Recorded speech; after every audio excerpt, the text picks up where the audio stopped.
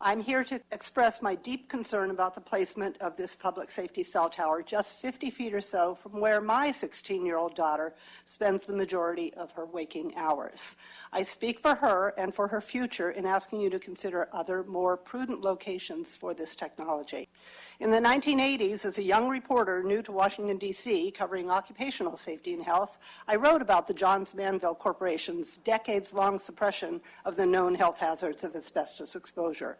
And the corporation filed bankruptcy in 1982 in order to pay the enormous health claims and lawsuits of workers with asbestosis and malignant mesothelioma, claims that continue to this day. In that story, the experts knew early on that asbestos was hazardous to health, and history proved them right. Please don't let history repeat itself.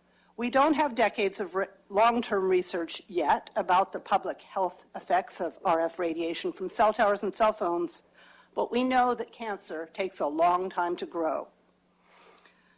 I know I was very alarmed when I read, short of reading Dr. Kahn's statement, I remember reading the paper when Lloyd's of London, the venerable Lloyd's of London, dropped coverage for health claims against telecom companies. Follow the money.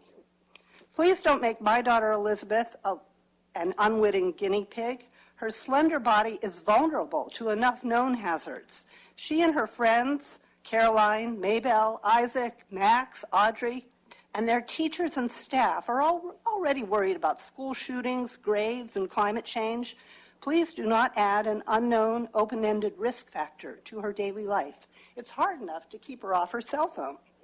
To think that she and others are working and growing amidst the daily, unremitting operations of a burgeoning technology is a concern that I ask you to take responsibly.